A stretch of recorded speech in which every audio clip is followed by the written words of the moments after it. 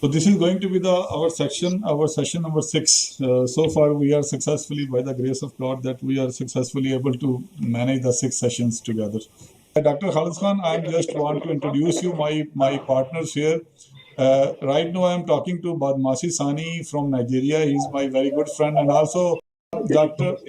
Tajini Mohammed. He's another fellow. He's also conducting a weekly live session on the International Islamic Finance on my channel as well. So guys, Dr. Khalid Khan is my colleague. He's my friend, and we are the friend for the long time. I mean, it's been now 13 to 14 years that we are the colleagues. And Khalid Khan did the PhD from New Zealand in the management sciences.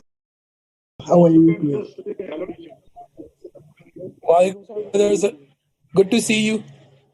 Thank you very much. The advantages of Corona, it has brought us all near. Yeah, welcome. Assalamu alaikum. Wa alaikum assalam, Dr. Tijani. Wa alaikum assalam. It's my pleasure meeting you. And Dr. Badmasi. Sorry, Dr. Musa, you're... Wallah, alhamdulillah. Good, alhamdulillah. So you're from Nigeria? Yeah, both are from Nigeria. Both are from Nigeria. Yes, we have. Yes. We have another fellow, Dr. Nashir Kamugesha. He's from Tanzania, but he has internet issues. Do you speak Arabic in Nigeria? Yes, Actually, I yes. speak Arabic, and I can speak Arabic fluently, as I say. أنا أيضا كبرت في السعودية فأتكلم عربي أنا أيضا. والله أستطيع الحديث بالعربية. أنا عربي لأنني بدأت الدراسة في الابتدائية والثانوية كلها بالعربية. إذن أستطيع الحديث بالعربية جيدا. جيد. أيوه. أنا أيضا عندي طلاب في إمارات بيدرسوا على الإنترنت. ما شاء الله. وكل شيء. ما شاء الله. أنت متفنن. No, Musa is like an older brother to me, but he's like an elder brother. Professor. He's like an elder brother, so that's why I'm here today. Because otherwise, I cannot go to the university if he's mad with me. No, I'm really grateful that Dr. Khalid Khan is. I just want to tell you a few more things. He's a very good corporate trainer, and he's a very good researcher, and also he's a very good administrator. And for the last 2 years, he was the head of our campus in Islamabad as well. So he was very busy. Otherwise, I would have engaged him earlier. So these days, he has just leave that post. So he is available for us. Yes. No more administrative work, back to teaching.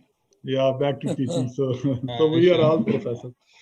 So just, okay, Dr. Khalid Khan, I'm going to start the session. The first question I will be asking you that about your comments about the interdisciplinary nature, this dialogue that we have initiated, how much important it is, and how can we get the benefit from it?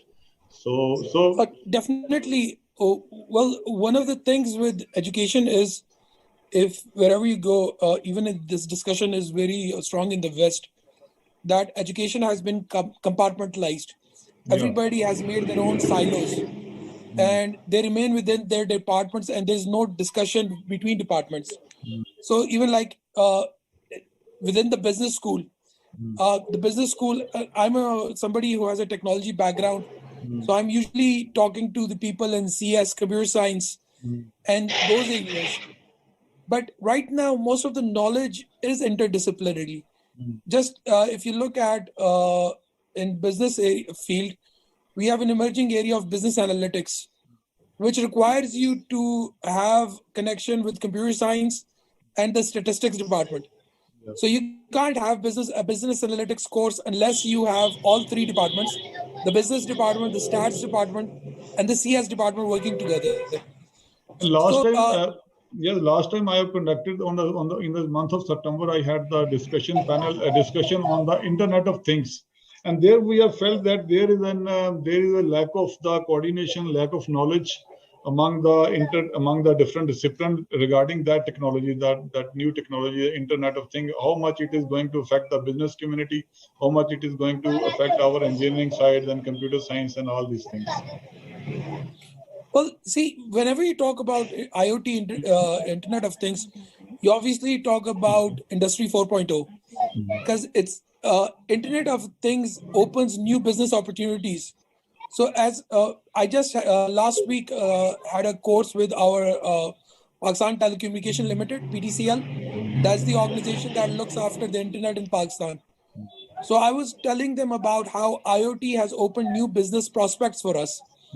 So now, as a business student, I need to be aware of these new opportunities and how they change the market, how the market is being reshaped. For example, you can see the air conditioners coming nowadays. They have Wi-Fi built in. The consumers want to control the things with the phone. But this is what is happening.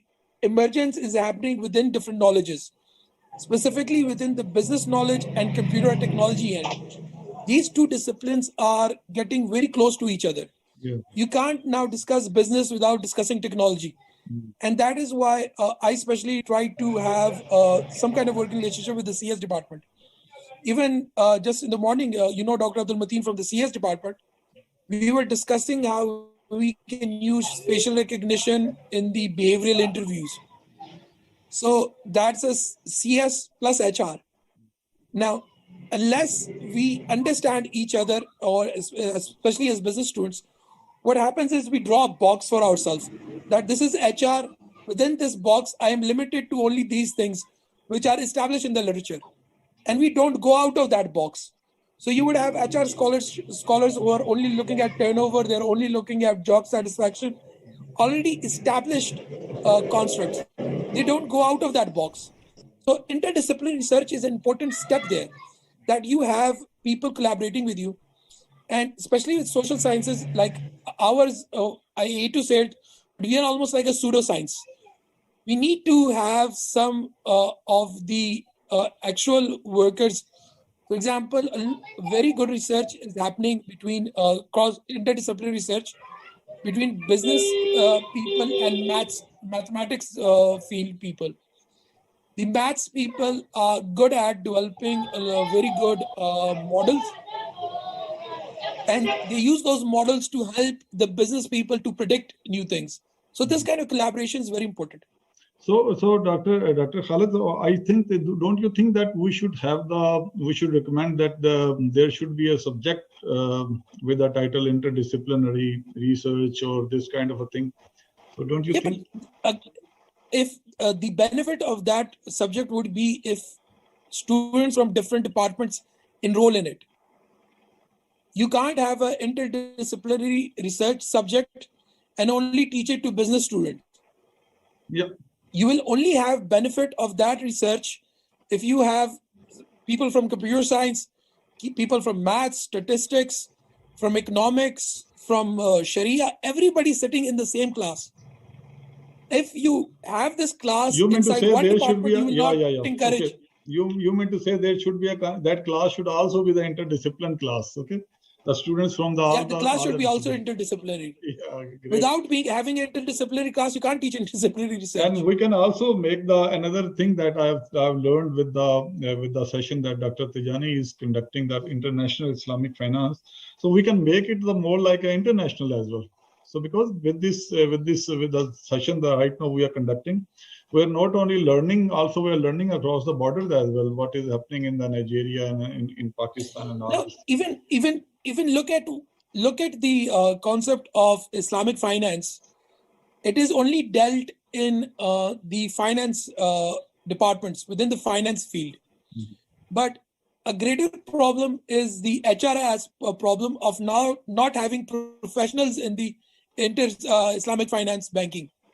Or how even I'm supervising a paper at Urdu University on religiosity.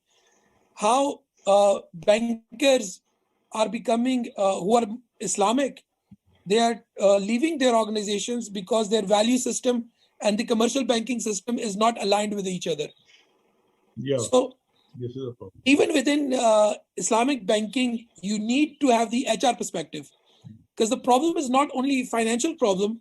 The problem is also the lack of human resource to put into the Islamic banking.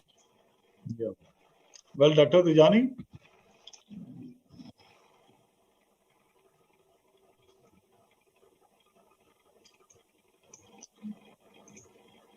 Are you there, Dr. Tijani?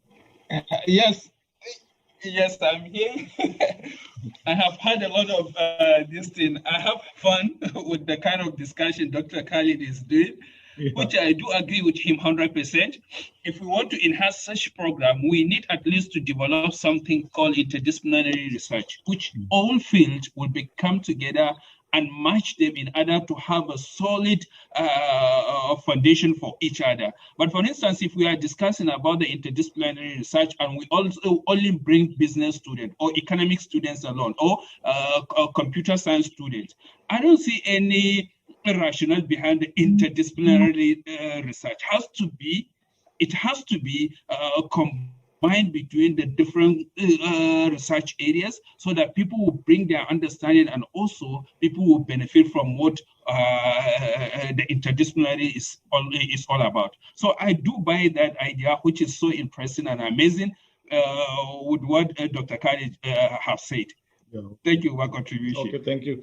Okay, so today we are just going to begin our session. The topic that Dr. Khalid, we have just initiated our discussions on the interdisciplinary research with the talk on the basic philosophies like ontology, epistemology, and the axiology. So we have just completed those sessions, and now we are moving on to the main philosophies of the positivism, interpretivism, and the pragmatism in today's session. So I'm just going to open up the slide for you so that we can initiate our discussion on that.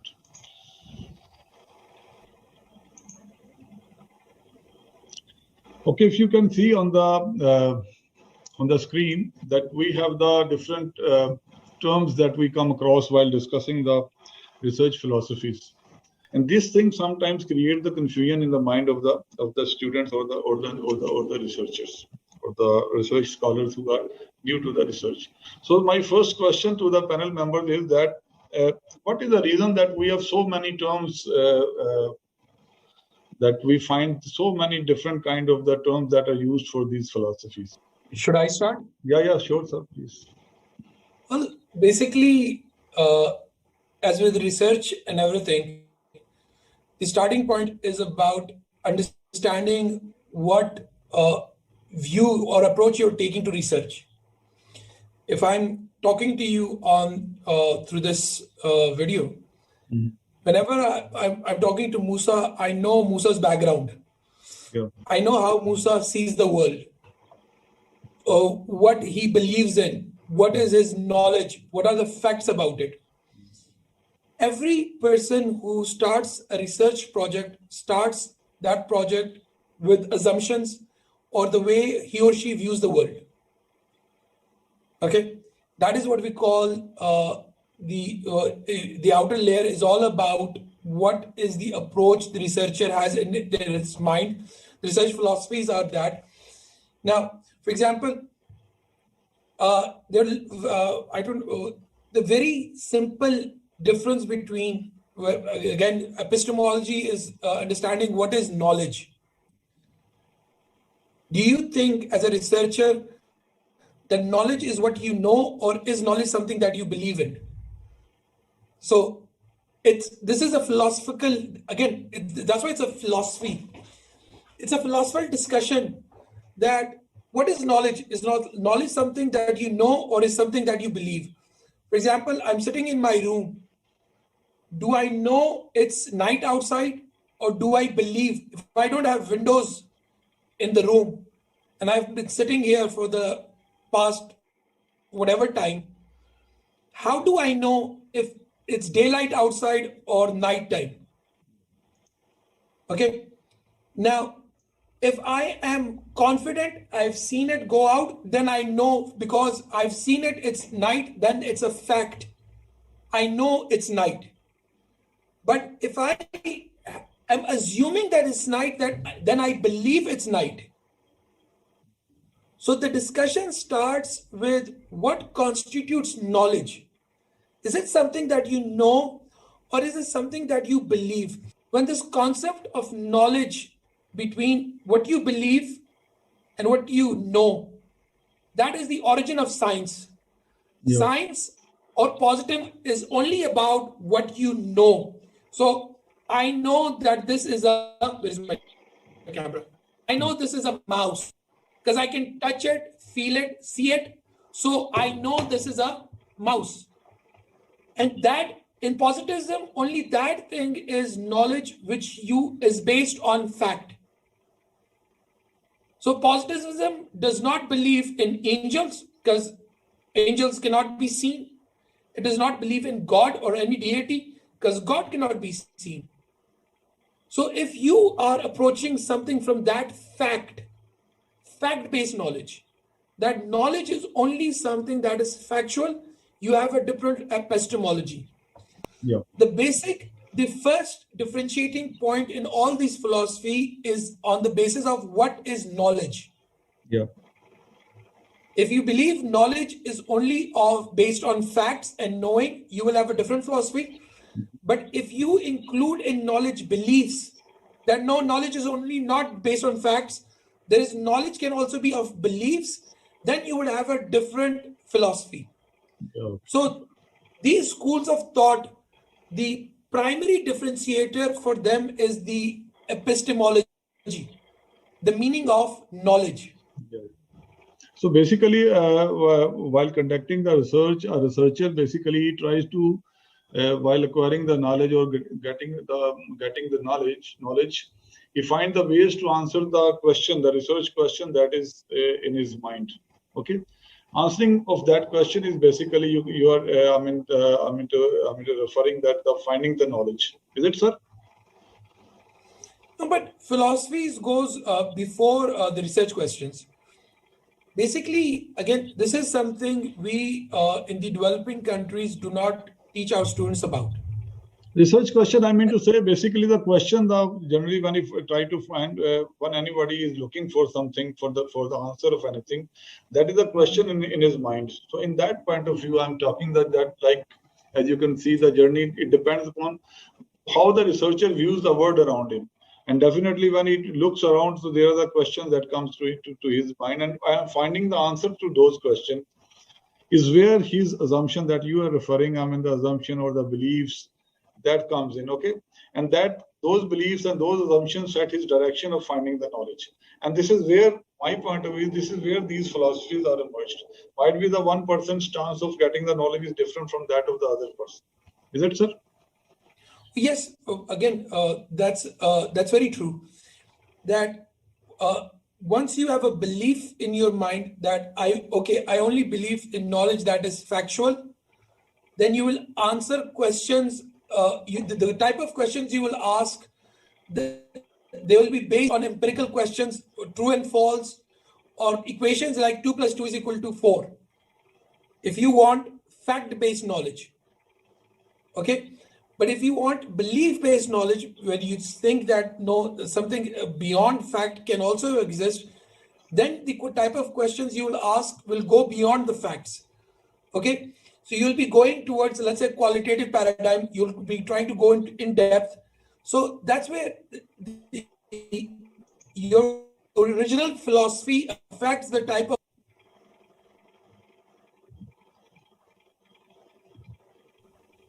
Okay, I hope I'm making sense here. Yeah, sure. Okay, Dr. Tijani, Dr. Badmasi Sani, sir, if you can, participate in this discussion. Okay, thank you, Prof. Definitely, Doctor is going deeply, and also I'm glad to listen to him very carefully. He's trying to bring us back in order to have a solid foundation in terms of discussing what exactly philosophy is all about, and what are the initial stages of you to understand what those methodology or those words are refers to. When we look at this issue, initially, when you are to make or conduct a research, philosophically, you have to start thinking of what are you going to do. For instance, he just gave an example that, for instance, if somebody is living in a room that was no window aside of it, he don't know exactly what is going outside the room unless he went out or unless he goes out. So in this scenario, actually, you need to look at the fundamental areas under philosophical research idea or the fundamentals idea before you go deep into the issue of those positivism and other old themes that we are having down here. So, but let me just highlight what Prof. you wanted was, because we have talked about the philosophy previously. Initially, when somebody is trying to discuss about the philosophy, it means a person that wanted to conduct a research, he has to have something in his mind. What are those things? How am I going to approach it? Or how am I going to achieve these things? And what are the processes of achieving this? And this is what the Dr. Khalid is mentioning, that our belief system, our beliefs, okay, that is assumption that I'm trying to build on what he has said. So what I'm trying to build here is, initially when you are making or you are conducting a research, you have to have those things. So by going through these ways, you answered before you even start the research, you have already developed something in your mind. Maybe later on when you start it, you may have a different concept of perception in changing some ways, because maybe your assumption is wrong. So in this journey, at least you need to know some assumptions. You need to have some assumptions before going direct into the developing or into the processes of the research. So the research philosophy do adopt content content and importance assumption about the ways which the world or which the research is all about. And this assumption will go strategically in terms of developing a methodology or method of addressing such. So the reason why I'm trying to go directly to my point, because like I've said, Dr. Khalid wasn't with us previously, but we have discussed a lot on issue of philosophy and also how those things are being developed. And we are the 6 sessions for this. Yes. So what I wanted to give was direct issues related, for instance, to positivism. In other way, that is how the positivism is being considered based on method, or how to apply it in terms of methodology. So we do say that previously that prefer quantitative method. We are talking about the methodology of how do you approach it in physical or in a practical reality. So prefer quantitative. So positivism prefer quantitative method, such as survey, structural questionnaires, and official statistics, because these have a good reliability and representativeness. So positivism sees society as a shaping the individual and believe that social facts shape individual action. That is based on positive understanding, positive perception. So positivism is also considered as a traditional stress or tradition in stressing the importance of the quantitative research, such as large scale of surveying, in order to get the overview of a social as a whole and uncover the societal trend. You have some trend that you wanted to discover, so that societal trend is being covered by some issues. You want to uncover it in such a way that you will understand the relationship between the education, for instance, achievement, and the social class. So in this type, you have to apply this positivism in order to develop a solid and also train an individual partner, an individual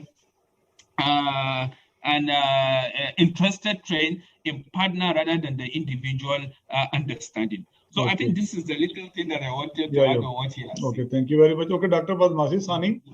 Dr. Badmasi, are you there, sir? Yes, I'm there. Actually, okay, sir. The point, as we are discussing the positivism, as you can see on the screen, it's kind of the reference is given. It's a kind of the traditional the way of working like a natural scientist. Okay, it's a Yes. kind of a thing in which the researcher who prefer to look for he conduct the research and in the form of the general natural scientist like the physicist or the any scientist, and he come and he reaches at the more like the result is in the form of the generalized law, the generalized theories. So your comment on this, sir? The positivism. Yes, actually, I have had so many contributions from the senior colleagues. So what I can add there is actually based on what the first speaker said, that I can agree with him 100% because this is what will make more contributions in the field of knowledge, because the issues of interdisciplinary research may bring so many development to the field of academic and research area. So what I'm thinking that I'm really agree with what the both two speakers saying that, and I'm okay with it, and maybe I cannot contribute anything else. Thank you very much. Okay, thank you.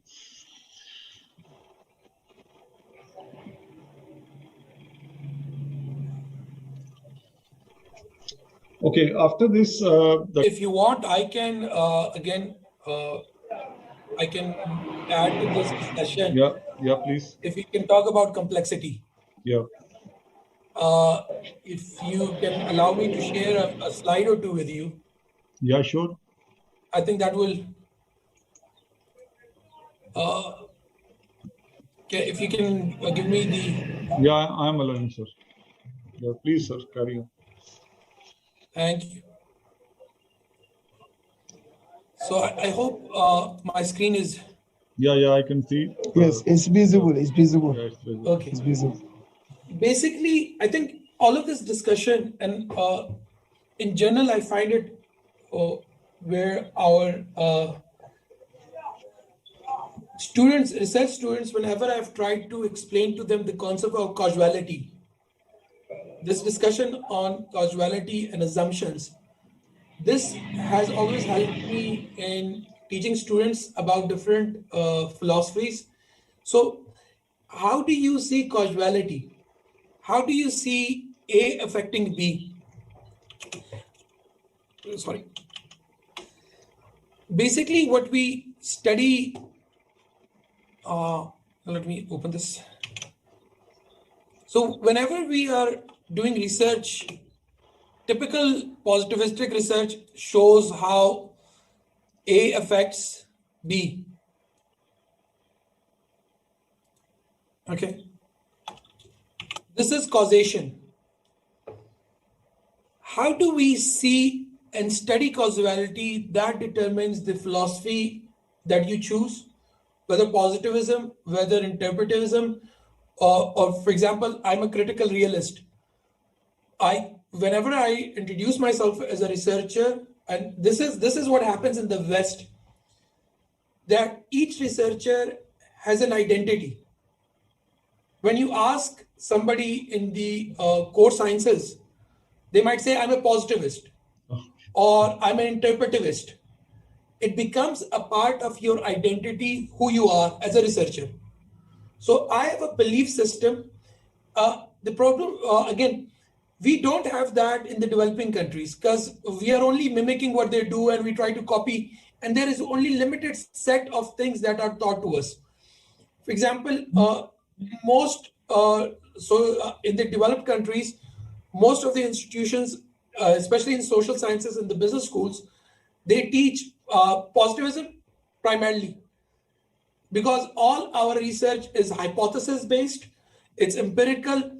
You need to show moderation, you need to show mediation, and that is why you see in most developed countries there is a preference for a certain style, which is what, like in Pakistan, I can easily say 90% of the research in social sciences in the business department is all done using structural equation modeling. Yeah. So all research is confined into one view. I hope you will agree with me, Musa. Yeah, sure.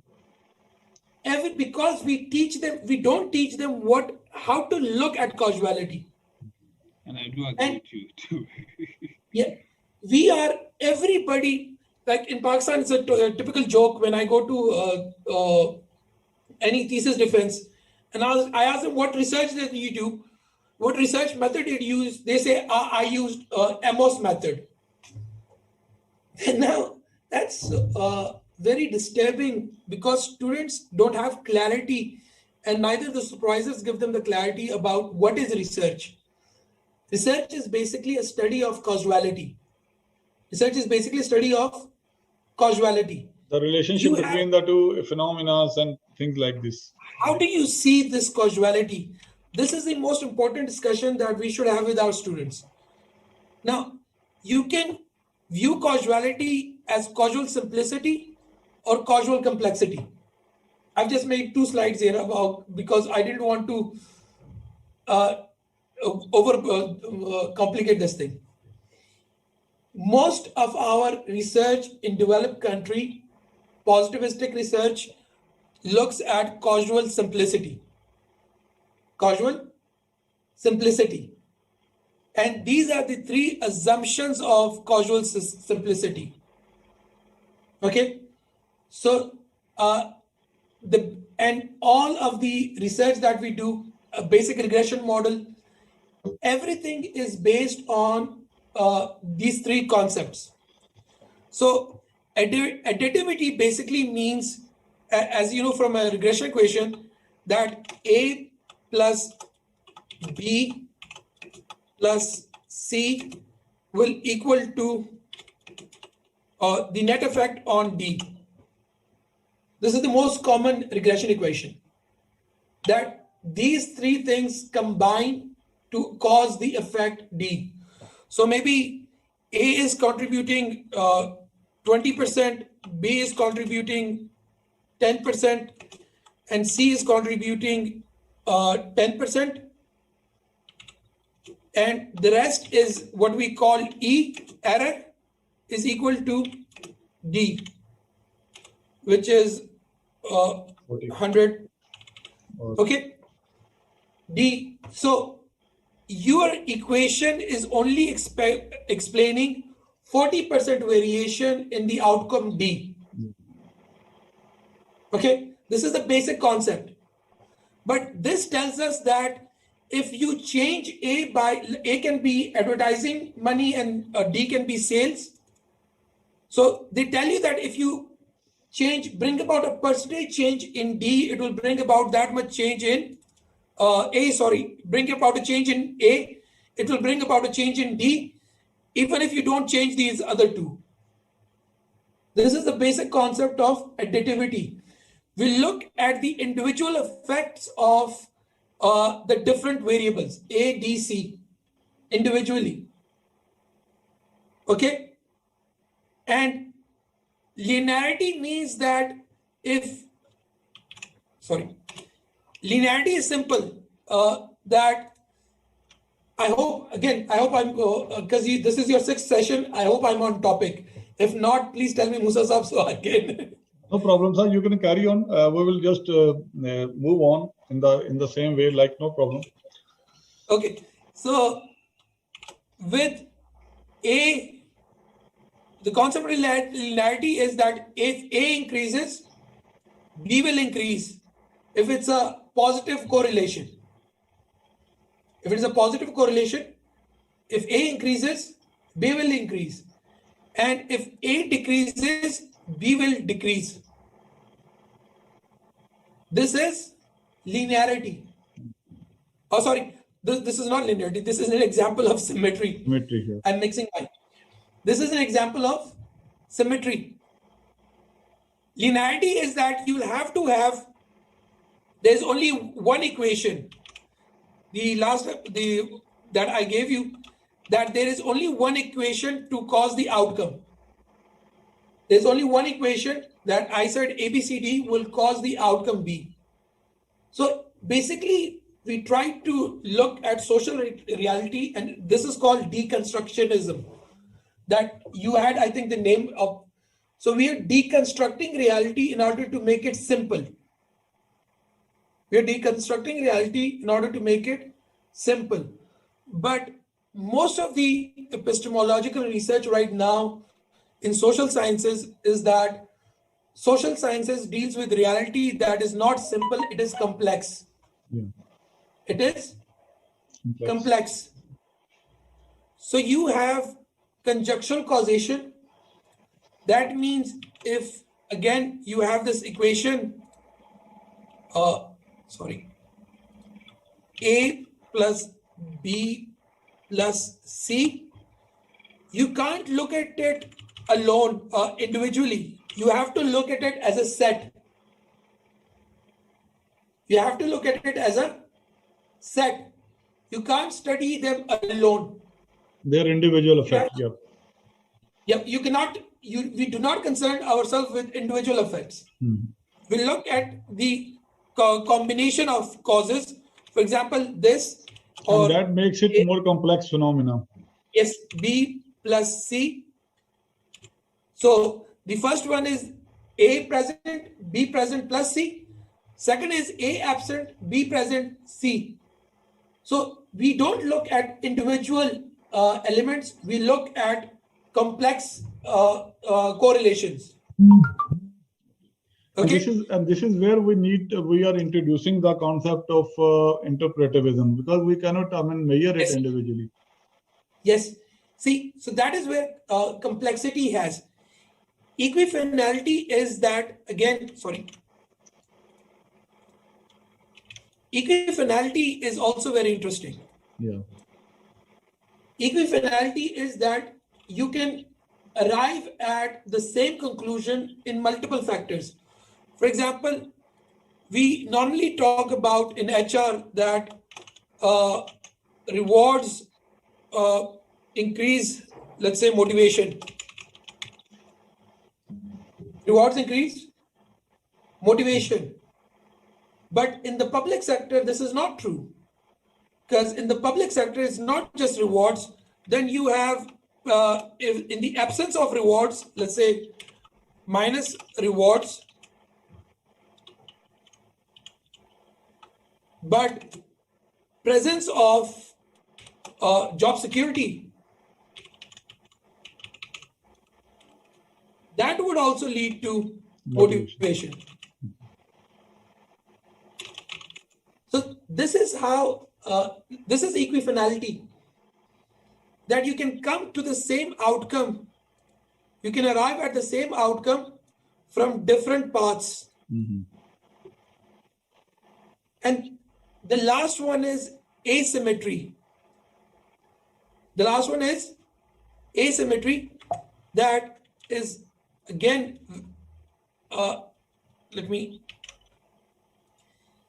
let's say if A plus B plus C equal to motivation,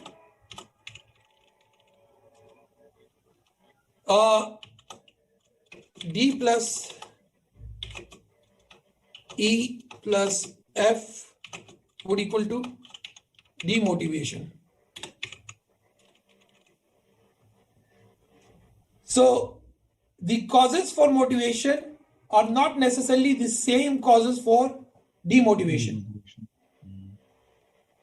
This is called asymmetry. What example that I gave you, that if A is equal to B and increase in A might increase B, but a decrease in A might not necessarily increase B. Yes. So what we need to teach our students is how to view complexity. I wanted to take this opportunity to introduce you to this new concept, that research is about a study of causality and how causation is important, and how this should be our starting discussion about philosophies. Yes. Yeah, excellent introduction on these philosophies. Actually, Dr. Khalid Khan, we are not only we are covering targeting the research scholars. We are also targeting the teachers who are teaching the research. Plus, another thing, we also try to give something to those who are just starting up the research. And today, Dr. Asher is not present because of his personal commitments. But my discussions before starting this dialogue was basically his point of view and my point of view and Dr. Tijani's point of view was basically that we should start first discuss the philosophies, the concept. If we will be clear, as I've shown you, there are so many terms, and like you have mentioned the 6 terms here, and that all add up the confusion in the mind of the researchers. Okay, Yes. so this is where only with the help of the examples, only with the help of the discussions, so we are just moving through the philosophies. And I'm sure that after covering these topics of the philosophies, we're just developing basic concept on these things. Okay, so I'm sure that after these basic concepts, we can very easily, our researcher can very easily, you can say, he can explain that what he is doing. As you have mentioned, that straight away people go onto the structured equation modeling, or they use the different MOS and other techniques without knowing why they are adopting it. Okay, there might be their supervisor guide them. Again, that was my purpose of doing that. My purpose was again to contribute to this discussion by offering you an alternative view of how research should be first discussed with students, because we are all teachers here. Because we all start, usually we all start from that research onion and without going into detail of that philosophy and that differences. Your question was, why is there that confusion? Yes. The problem with our research is we don't explain to the students properly, because we as teachers don't go beyond that to tell them what is causation primarily. And might be Dr. Khalid, might be teachers are not clear about this thing. Oh yes. And let me come in here. Yes. I also says that what I understand by what Dr. Khalid says, he's not trying to bring down those who are using such methods in order to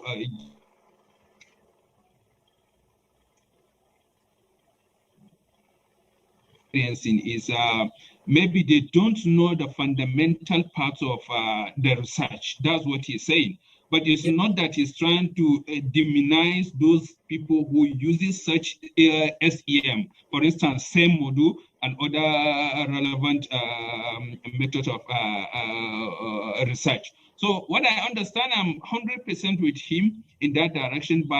Before we even start the research, we need to know what we want to do initially. So by knowing what you want to do, you need also to tell the student, it's not this is the only method of you using it in order to carry out the research. No, there are different methods. So the research will look at it critically here and think of what you would do, not that only a single-handed method being given to them would be utilized at all the times. And that's what I understand about the narration of Dr. Khalid. I hope we are moving in the same direction. Perfect. And actually, Dr. Khalid Khan, because this is your first session with us today, and really we are thankful to you for that. You have participated with us. Thing is this. If we are, for example, we had to follow some path. We have to follow some, the sequence. So what sequence that we are adopting is that we have we have discussed if I just for your review, for example, we have discussed the ontology. Just let me change the colors. We have discussed in our previous talks on the ontology. Okay, we have discussed on the epistemology. In the last 6 sessions, we have talked on these topics: epistemology. Perfect. And also on the axiology. Just to make the researchers' stance. Okay, and then now we are, and also as I've shown you in the previous slide, that we have mapped this with the. Just let me here, if you can see it here, we have mapped these things, ontology, epistemology with that of the philosophy. So if you see on the ontology, we have the three, like singularity, plurality, and both the singularity and plurality. We have then on the epistemology side, we have the knowledge is measurable, knowledge is interpretable, and both knowledge is measurable and interpretable. On these three strands, on these three possibilities, we have just come up with this concept of the positivism. Like if there is a singularity and the knowledge is measurable, it is a positivist approach. Okay. And if there is a plurality and the knowledge is interpretable, it is the interpretivist approach. And on the basis of the same, the singularity plus plurality and the knowledge is both measurable and interpretable, we come to the pragmatism. So far, we have cleared these concepts plus the discussion on the axiology. Now we are moving on. We want to initiate the discussion today on the philosophies. We want to clear the confusion in the mind of the researcher, in the mind of the teacher, in the mind of the students, that what are the basic concepts. So we have to start discussion from some basic philosophies that we are familiar with. We are familiar with the positivism. We are familiar with the interpretivism. We are familiar with the pragmatism. And we are also, I would like that your area is the critical realism. So we will discuss the realism. On the basis of this, then we will move on to the other concept like you have initiated today. So this is what we are moving on. And after that, after completing these philosophies, we will go on to the research process straight away. Then we will start discussing on the conceptualization, the induction, deduction, and all these things. Okay, and then we will come to the methodology. So this is how we are moving on. Yes, but Prof, I would be glad to Dr. Khalid to continue joining us, please, because I think that makes sense to me. What he start discussing is really another direction that we need to be very careful about. This is an excellent even right now, Doctor. See, as a critical realist, that's why I jumped that gun, and we critical realists don't see that there is only one way to go down the path. Exactly. That's why me, I'm rebellious in that sense. That you did, I saw your slides and everything, but my reaction, my answer was, the cue for it was when you said is, why do we have this confusion? Okay, why do we have this? So my answer was there because we have different view of causality. We have different views of causality. So if we can understand that we have different views of causality, that helps us explain. Yes, I know you guys have already gone through this thing, but I wanted to contribute to this discussion in that terms, that if you view these differences in terms of how we interpret causality differently, that gives a lot of clarity. Yeah, exactly. So I think we should conclude the session today at this stage, because in the next session, inshallah ta'ala, we will be discussing more on these philosophies, and we will I will giving I think the Dr. Khalid Khan, I would love if you start discussing on if we start discussing on the realism first, before we go on to the positivism and interpretivism. So I would love that if you bring up some PowerPoint presentation with you in the next week, so that we can have a proper starting point for us to start. Basically, once I was taking the class of the research number of years back, and one of the students asked me a question, why there is so much confusion. So where one should start. So my answer was that I given him the analogy. I said that just think the research kind of the river that you have to cross. And for the first time, there are many ways to cross the river, but if you start learning what are the different ways, so it will take enough time and it will make more add up to the confusion in your mind. So best way is to start to take the hand, hold the hand of your supervisor and let him cross the river. Let him to make you cross the river. And adopt that methodology. My analogy is very different to that. Yours is different to that. That's what I'm finding out. So mine is different. So this is how. And my is also controversial also. Yeah, exactly. You are the example you are critical realist. No, but see, the example I give them that if you, especially this is true, if you believe in God, I ask the people, do you believe in God? And they say, yes, we believe in God. Okay, but you've not seen God. You don't see God. You have no factual proof of God. So that if you believe in God, that means you're not positivist. Your viewpoint is, you can't say positivist. That is why if you look in core sciences, most of the people who believe in just facts, positivist, pure positivist.